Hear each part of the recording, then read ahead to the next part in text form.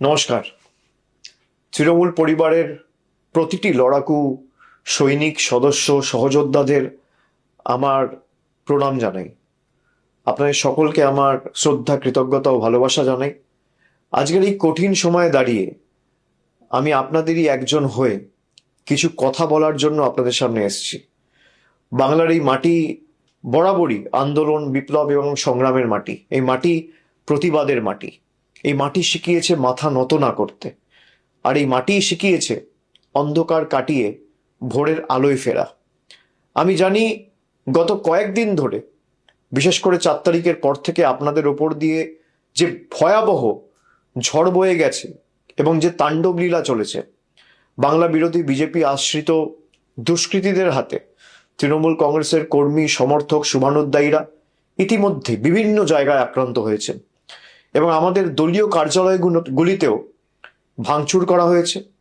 সব থেকে যন্ত্রণাদায়ক সেটা হচ্ছে রাজ্যের বিভিন্ন প্রান্তে নির্বাচন পরবর্তী হিংসায় যারা শান্তির বাণী শোনাতো, তারা 4 তারিখে জোর জবরদস্তি ক্ষমতা দখল করার পরে আমাদের 10 জন একনিষ্ঠ সহকর্মীকে নির্মমভাবে হত্যা করেছে।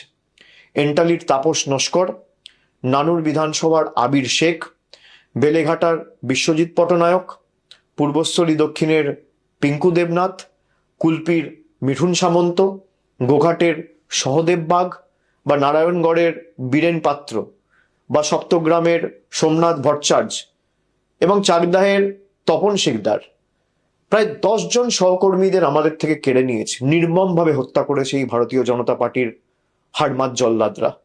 আমি তাদের বিদেহী আত্মার চিরশান্তি কামনা করি।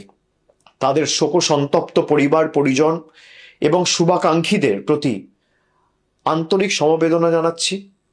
তাদের এই অকাল প্রয়াণে কেবল শুধুমাত্র দলের ক্ষতি নয়, আমাদের সকলের ব্যক্তিগতভাবেও অপূরণীয় ক্ষতি বা ব্যক্তিগত শোক।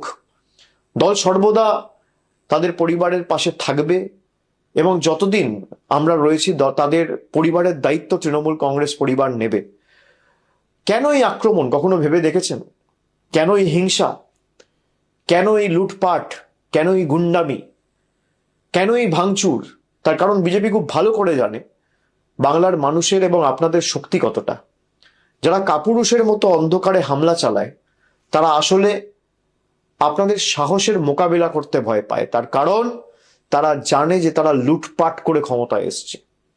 জয় বা পরাজয় সমাজের যে কোনো বা রাজনীতির যে কোনো রাজ্য রাজনীতির অঙ্গ বা দেশের রাজনীতির অঙ্গ।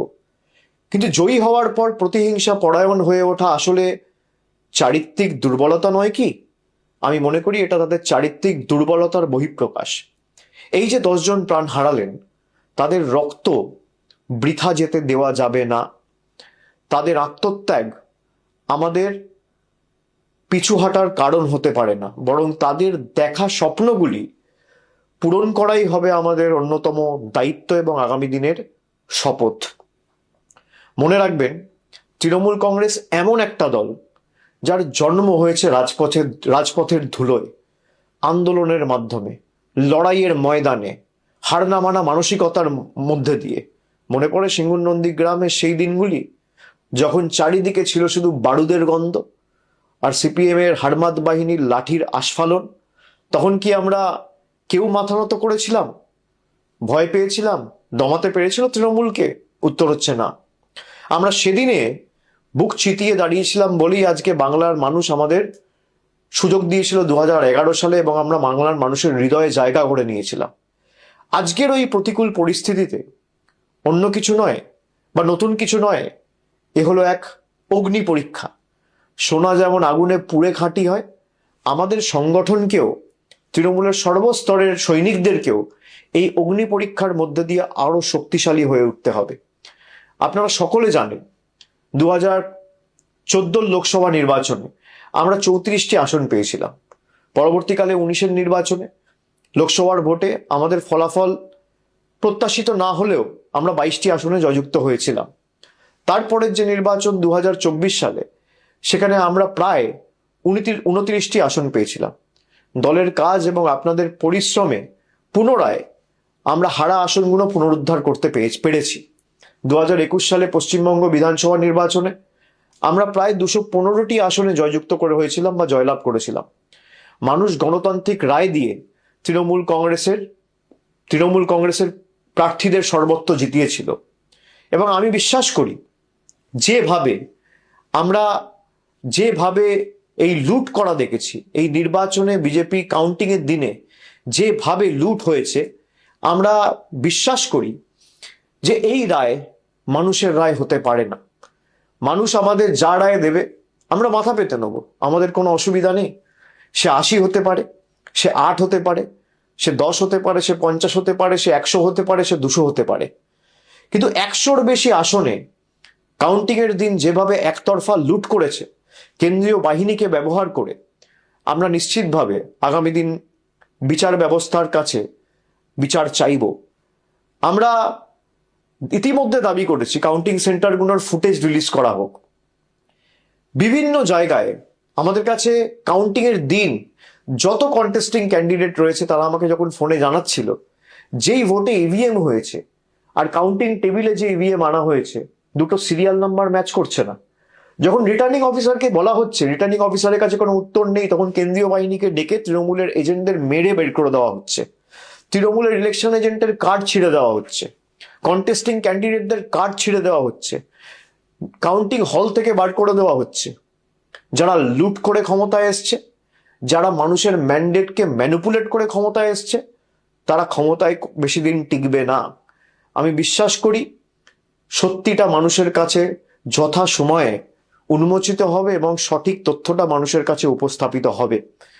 যারা জোর জবরদস্তি কেন্দ্রীয় বাহিনীকে কাজে লাগিয়ে, কেন্দ্রের অফিসারদের কাজে লাগিয়ে, মাইক্রো অবজারভার কেন্দ্রের, কাউন্টিং সুপারভাইজার কেন্দ্রের, কাউন্টিং হলে যারা আছে তারা কেন্দ্রের, আর বাইরে যারা গার্ড করছে কেন্দ্রীয় বাহিনী কেন্দ্রের, এবং একাধিক জায়গায় যেখানে সারা দিন ধরে ভোট হয়েছে, মেশিনে যেখানে 60%, 65%, 50%, 55% চার্জ রেকর্ড হয়েছে, আমাদের কাছে তথ্য রয়েছে, সেই মেশিন কাউন্টিং হলে আনার পর দেখা যাচ্ছে 96%, 97% চার্জ।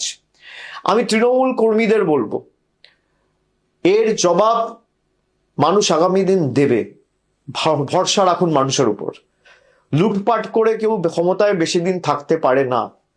যারা রাষ্ট্রশক্তিকে ব্যবহার করে, পুরো দেশের এজেন্সিদের ব্যবহার করে বাংলায় লুট চালিয়েছে, যেদিনকে কেন্দ্র সরকার ক্ষমতা থেকে যাবে বা যেদিনকে এদের লোকসভা ভোটে পরাজয় হবে, সেদিনকে বাংলার গদিটাও মানুষের রায়ে এক রাতে চলে যাবে, এই বিশ্বাস আমি রাখি। আমাদের অস্ত্র হলো আপোষহীন লড়াই, আমাদের অস্ত্র হলো আমাদের হার না মানার মানসিকতা। এই একতাই আমাদের সব থেকে বড় ঢাল। আমি আপনাদের সকলকে অনুরোধ করছি, একে অপরের হাত শক্ত করুন।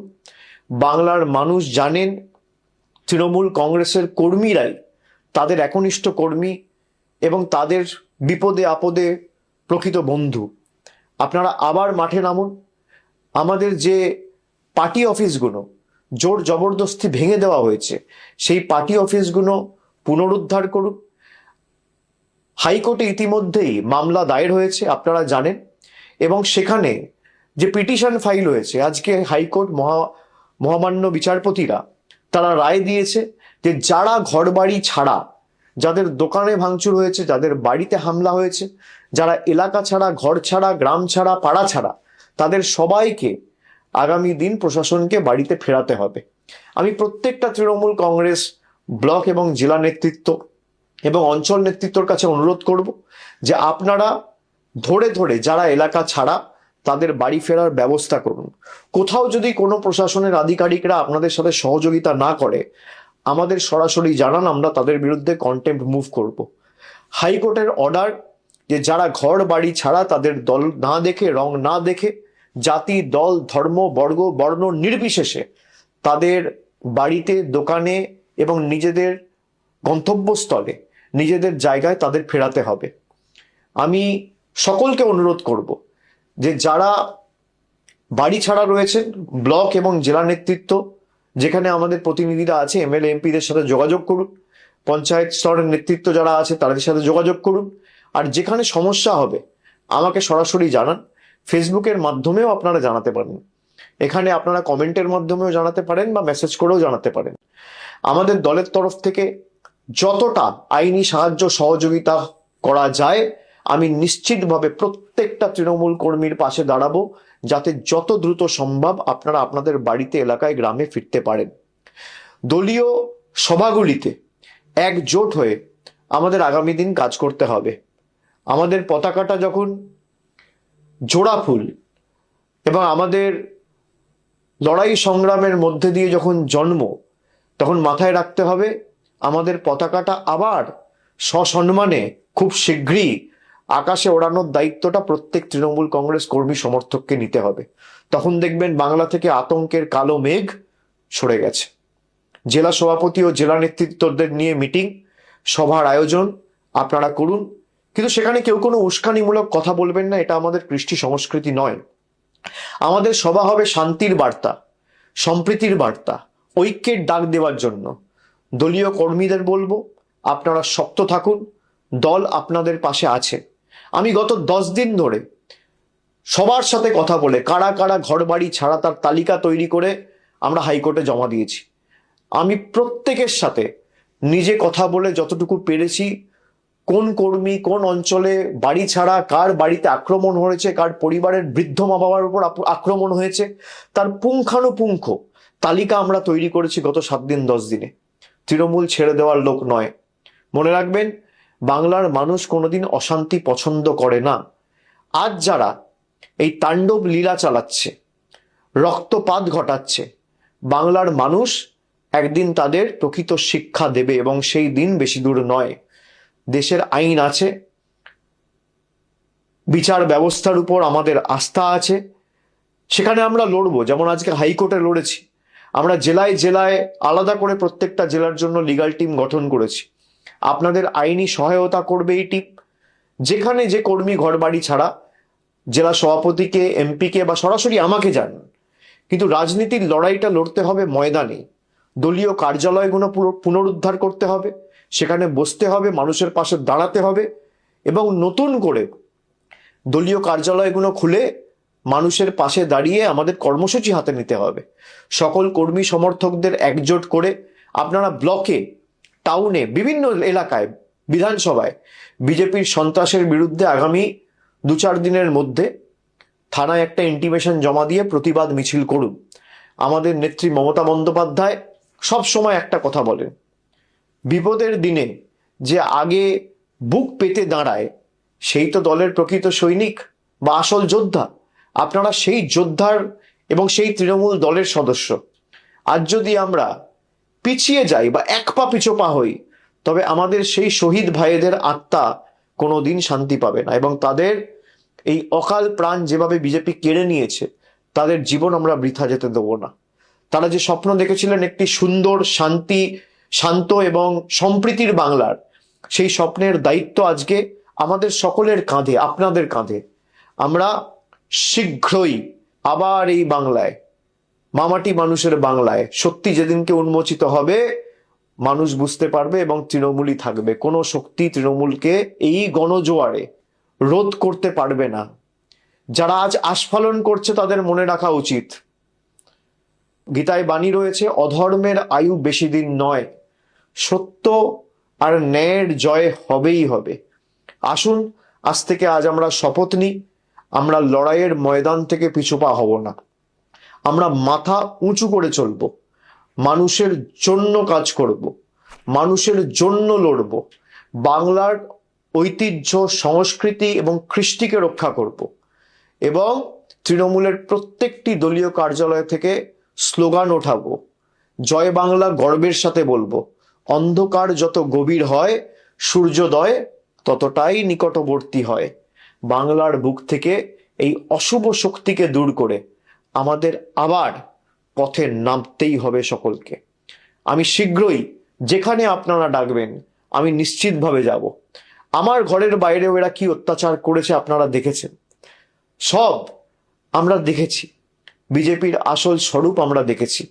আমার লড়াই বিজেপির সাথে, আপনার লড়াই বিজেপির সাথে, কিন্তু পরিবারের ছোট সন্তান, ছেলে মেয়ে, কাউকে এরা রেয়াত করেনি। এই কৃষ্টি, এই সংস্কৃতি কোনোদিন বাংলার মানুষ দেখেনি।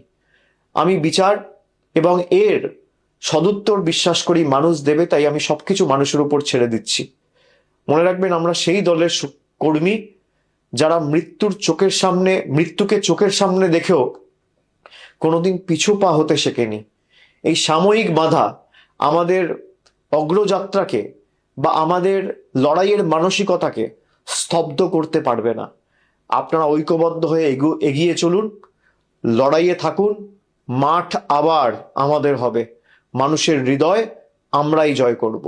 শুভ দিন বাংলায় আসবেই। শুধু ধৈর্যের সঙ্গে আমাদের সকলকে এই লড়াইটা জারি রাখতে হবে।